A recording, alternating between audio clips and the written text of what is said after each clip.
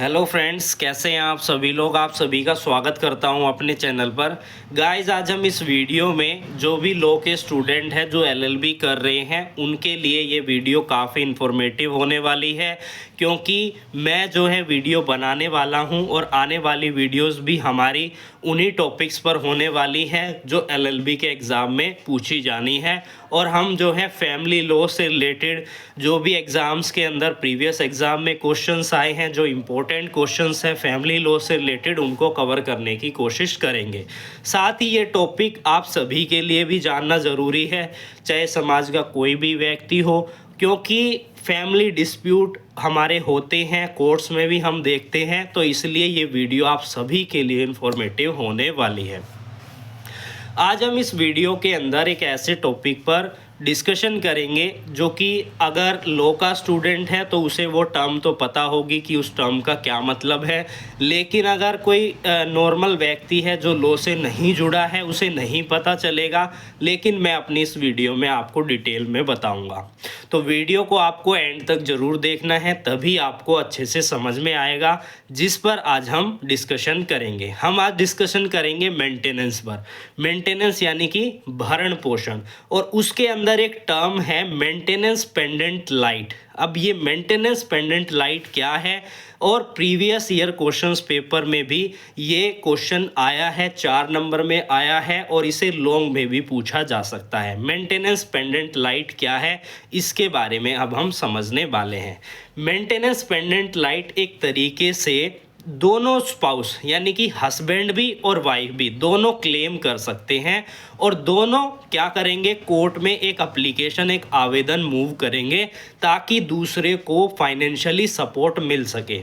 यानी कि अगर किसी पार्टी के बीच में कोई हस्बैंड एंड वाइफ है, उन दोनों के बीच में डिस्प्यूट है, चाहे वो डिवोर्स के रिगार्डिंग है, डिवोर्स प्रोसीडिंग चल रही है, जुडिशियल सेपरेशन की प्रोसीडिंग चल रही है, या कोई भी प्रोसीडिंग यहाँ पर चल रही है, उस दौरान वो मेंटेनेंस पेंडेंट लाइट क्लेम करते हैं। मेंटेनेंस पेंडेंट लाइट यानी कि अपने आप को सपोर्ट करें, यानी कि जो लीगल खर्चे हैं उसमें उनको सहायता मिले। किससे मिले? दूसरे स्पाउस से।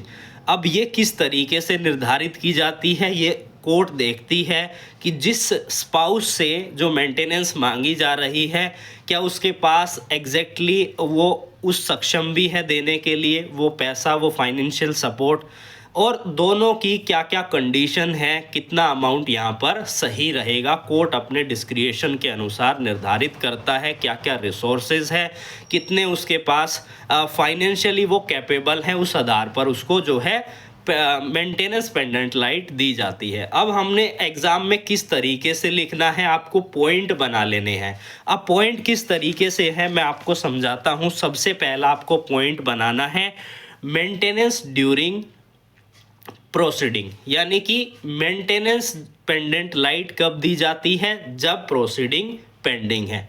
अब प्रोसीडिंग कौन सी हो सकती है? डिवोर्स की हो सकती है। प्रोसीडिंग कौन सी हो सकती है? जुडिशियल सेपरेशन की हो सकती है। तो इस तरीके से आपको बनाना है। सबसे पहला पॉइंट है आपका यही। दूसरा पॉइंट है इंटरिम मेंटेनेंस, यानी कि हम जो मेंटेनेंस पेंडेंट लाइट है इसको इंटरिम मेंटेनेंस भी कहते हैं, टेम्पररी मेंटेनेंस भी कहते हैं, जो जब तक कि हमारी प्रोसीडिंग चलती है तब तक के लिए यह निर्धारित की जाती है कोर्ट के द्वारा। तो दूसरा पॉइंट हमारा हो गया इंटरिम मेंटेनेंस।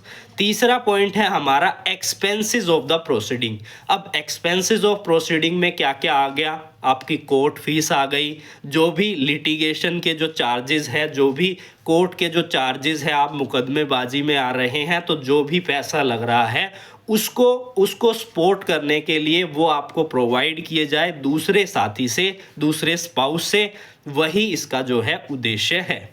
अब फोर्थ पॉइंट है factor of granting the maintenance, कि किस आधार पर आपको ग्रांट किया जाए, क्या क्या पॉइंट आपके देखे जाए। इसमें क्या क्या चीज़ें देखी जाती है कि आपको कितनी मेंटेनेंस चाहिए, दूसरे के पास उतना पैसा देने के लिए वह सक्षम है, क्या क्या रिसोर्सेज हैं उसके पास, उस चीज़ को ध्यान में रखते हुए जो है ये मेंटेनेंस दी जाती है।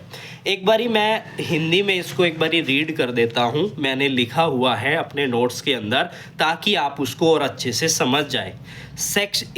एक इसकी रिलीवेंट सेक्शन है हमारी हिंदू मैरिज एक्ट की, जो कि इस टर्म को डिफाइन करती है। वो है section number 24 of Hindu marriage act 1955। आपको इस सेक्शन को भी एक बारी ज़रूर रीड करना है, ताकि आप समझ जाए कि ये सेक्शन क्या रही है।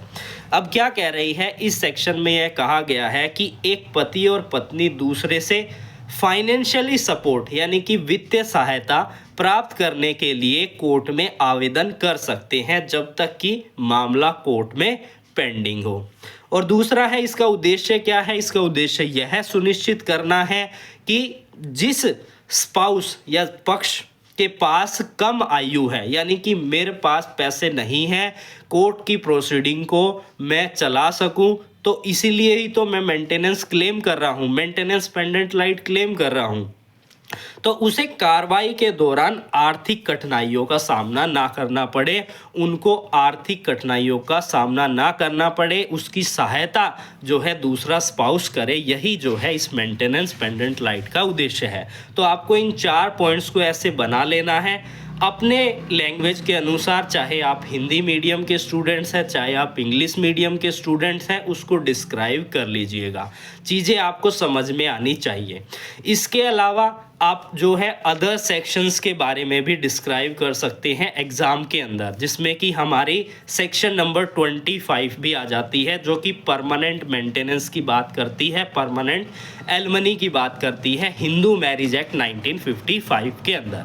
इसके अलावा आप अपना Hindu adoption and maintenance act 1956 की ही इसकी 2 सेक्शंस हैं। सेक्शन नंबर 18 जो वाइफ को मेंटेनेंस की बात करती है कि वाइफ को मेंटेनेंस प्रोवाइड की जाएगी, और सेक्शन नंबर 20 जो बात करती है कि बच्चों को मेंटेनेंस कब दी जाएगी, कौन देगा, और एजेड पेरेंट्स को मेंटेनेंस की बात की गई है। इसके अलावा हमारा जो है CRPC का एक सेक्शन है, सेक्शन 125। अब आपको हमें कमेंट सेक्शन में कमेंट करके बताना है कि जो भारतीय नागरिक सुरक्षा संहिता हमारा नया कानून आया है, उसमें ये जो CRPC की सेक्शन है कौन सी चेंज होकर आई है। प्लीज़ आप सभी से रिक्वेस्ट है, ज़रूर कमेंट करके बताइएगा, ताकि मुझको भी ये सपोर्ट मिले कि आप तैयारी अपनी अच्छे से कर रहे हैं। उसके बाद है हमारी डोमेस्टिक वायलेंस, जो है हमारा डोमेस्टिक वायलेंस एक्ट 2005 का एक्ट है। इसकी भी एक रिलीवेंट सेक्शन है जो वाइफ को मेंटेनेंस की बात करती है, वाइफ को मेंटेनेंस देने के रिगार्डिंग, सेक्शन नंबर 18। तो इसके बारे में थोड़ा सा आप रीड कीजिए और उसके बारे में डिटेल में आप लिख लीजिए, या आप इसको एक चार्ट के द्वारा इन सभी सेक्शंस को लिख लीजिए। मैं एक बार रिपीट कर देता हूँ, हिंदू मैरिज एक्ट की हमारी सेक्शन 24 जो मेंटेनेंस पेंडेंट लाइट की बात करती है। दूसरी सेक्शन है हमारी सेक्शन नंबर 25 जो कि हमारी परमानेंट मेंटेनेंस की बात करती है। उसके बाद हमारा दूसरा एक्ट आ जाता है Hindu adoption and maintenance act 1956, जिसमें 2 सेक्शंस हैं। पहली सेक्शन है सेक्शन नंबर 18 और दूसरी सेक्शन है सेक्शन नंबर 20। उसके बाद CRPC की सेक्शन 125 जो कि नए कानून में कौन सी है वो आपको कमेंट करके बताना है।